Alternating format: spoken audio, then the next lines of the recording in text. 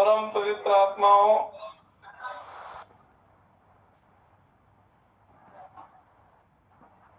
गुरुओं के बिना कल्याण नहीं होता, ज्ञान की प्राप्ति नहीं होती, ज्ञान के बिना कल्याण नहीं होता।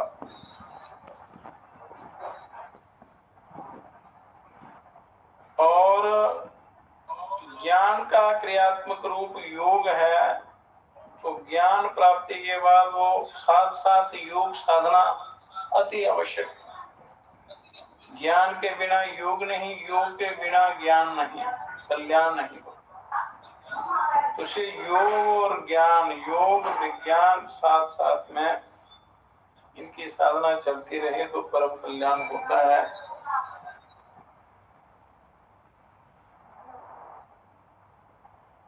अब मंडल ब्राह्मणोपनिषद में योग का वर्णन किया गया है, योग साधना के लिए प्रेरणा दी गई है। यज्ञवल्ल्य को हावे महामुनिरादित्य लोकं जगामं तस्मादित्य नस्पावो भगवन्नादित्याम तत्वं मनु ब्रूहीति। कि महामुनि याज्ञवल्क्य एक बार आदित्य लोक में गए और वहां भगवान आदित्य को प्रणाम करके कहा, हे भगवान आदित्य, आप हमें आत्म तत्व का उपदेश प्रदान करें, क्योंकि आत्म तत्व के कल्याण ज्ञान के बिना कल्याण नहीं होता। आत्म ज्ञान सर्वोपरि लाभ है, सर्वोपरि साधना है, सर्वोपरि मार्ग है ईश्वर की प्राप्ति का। साहोवाच नारायण ज्ञान युक्त यमा अष्टांग योगा उच्यते। तब सूर्य नारायण ने कहा कि तत्व ज्ञान सहित यम नियम आदि को अष्टांग योग कहा जाता है। तत्व ज्ञान सहित अष्टांग योग को अष्टांग योग कहा जाता है। यम नियम आदि को अष्टांग योग, यम नियम आसन प्राणायाम प्रत्याहार धारणा ध्यान समाधि, ये केवल बोलने के लिए नहीं है, ये साधना करने योग्य हैं। और बिना साधना के, बिना कुछ किए कल्याण नहीं होता, आत्मोन्नति नहीं होती। शीतोष्णाहार निद्रा विद्या सर्वदा शांतिर्निश्चलत्वं विषय इंद्रिय निग्रहश्चेते यमः। के सर्दी गर्मी आहार और निद्रा पर विजय प्राप्त करना, सर्दी गर्मी पर विजय प्राप्त करना, आहार और निद्रा पर विजय प्राप्त करना, सर्वदा शांत रहना और निश्चल होकर इंद्रियों पर नियंत्रण रखना, ये सभी यम है। महर्षि पतंजलि जी के अनुसार यम 5 यम है। अहिंसा, सत्य, अस्तेय, ब्रह्मचर्य, परिग्रह। तो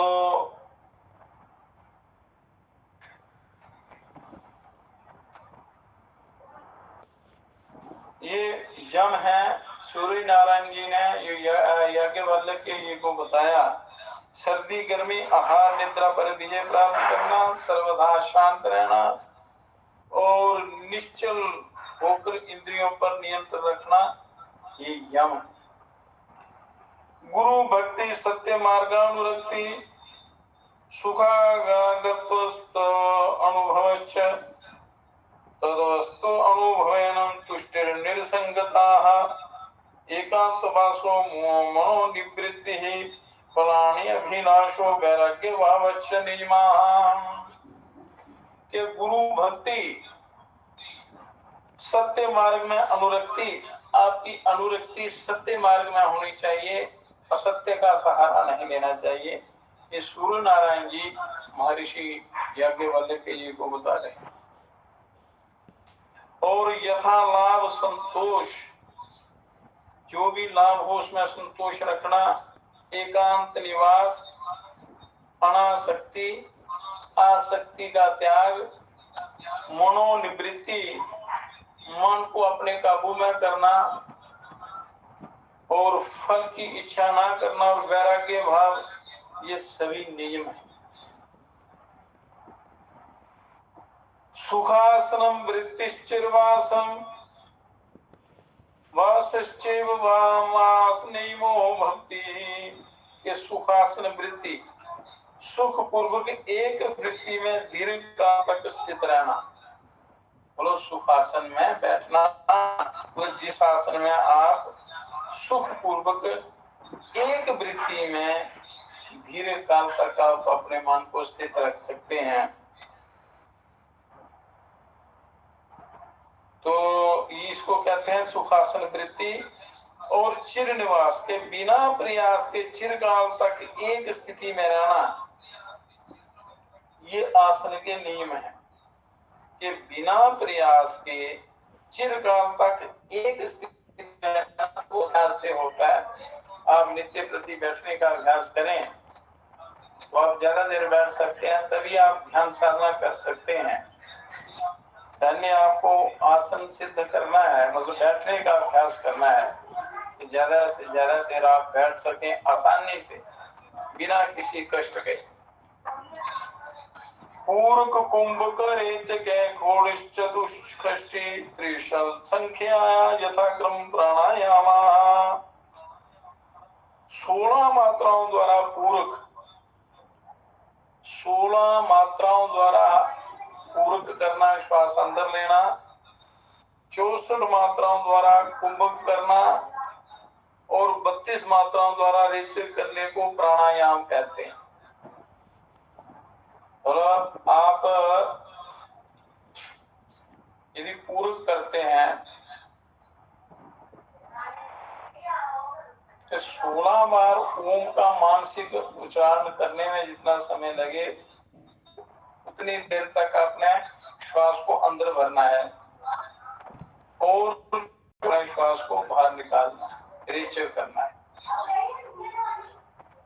ये तरीका है। तो पहले अभ्यास कम मात्राओं से शुरू करना है, धीरे धीरे मात्राओं को बढ़ाना है।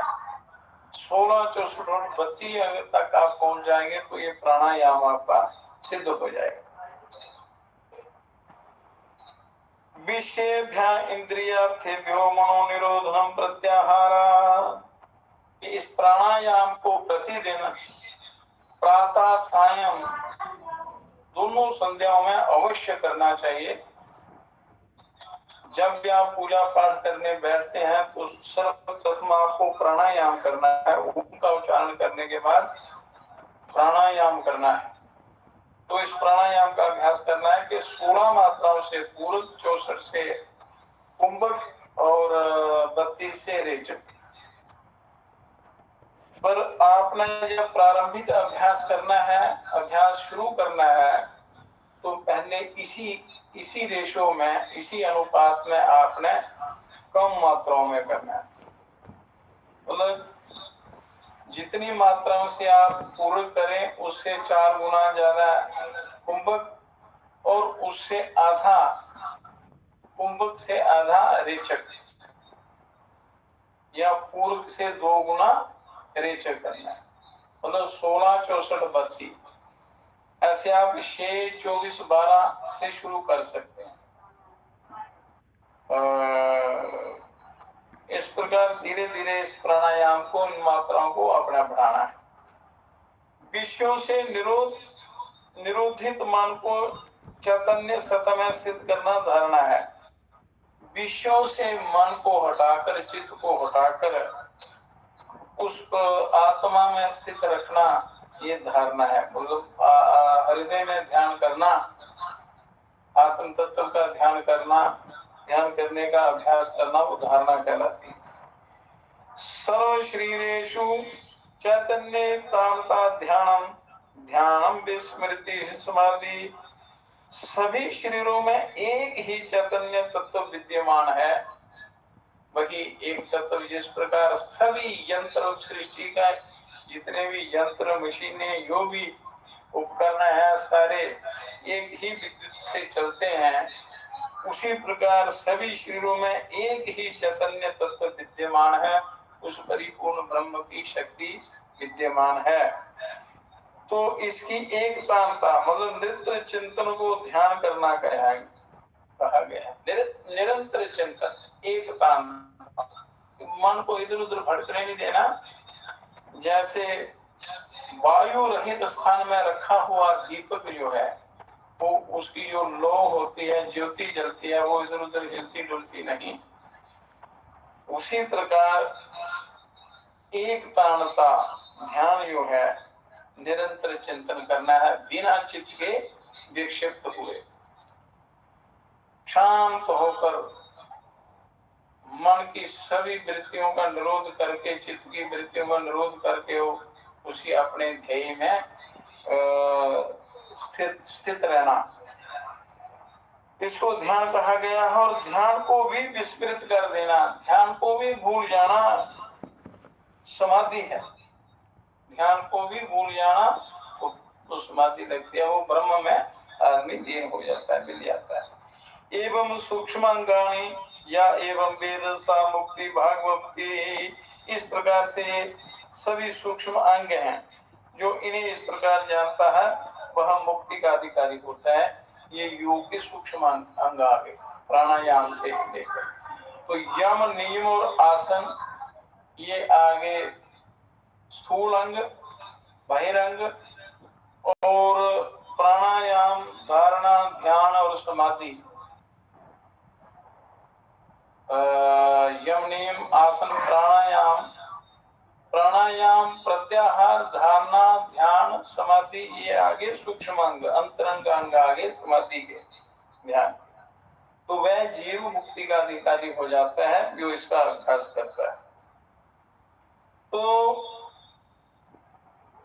गुरुओं से अच्छी प्रकार सीखकर मनुष्य को बिना विलंब किए, बिना आलस्य प्रमाद किए इसका अभ्यास निरंतर करना चाहिए, तभी आपको लाभ मिलेगा, फायदा मिलेगा। ये अमूल्य जो जीवन आपको मिला है ये सफल हो जाएगा, फिर बार बार तो मिलता नहीं है। हम तो बड़ी महामूर्खता से इसका पतन कर देते हैं, संसारी लोग विषय भोगों में इसका पतन कर देते हैं, महाविनाश कर देते हैं, दोबारा मिलता नहीं। ये शरीर है, नाशवान पर है, बड़े काम की चीज, और आत्मा का आत्मोद्धार करने के लिए एक बहुत बड़ा साधन है। तो जब तक शरीर है तो शरीर रहते रहते आपको अपना साधन कर लेना चाहिए बिना किसी प्रमाद। ये संसार के जितने भी झंझट हैं, जितने भी भैरव हैं, सब दुखदाई हैं, सब यहीं रह जाएंगे। और मनुष्य का धर्म कर्म ही साथ जाता है, अच्छा या बुरा कर्म। तो इसलिए सब कर्मों का संचय करना चाहिए, अध्यात्म विद्या का अर्जन करना चाहिए।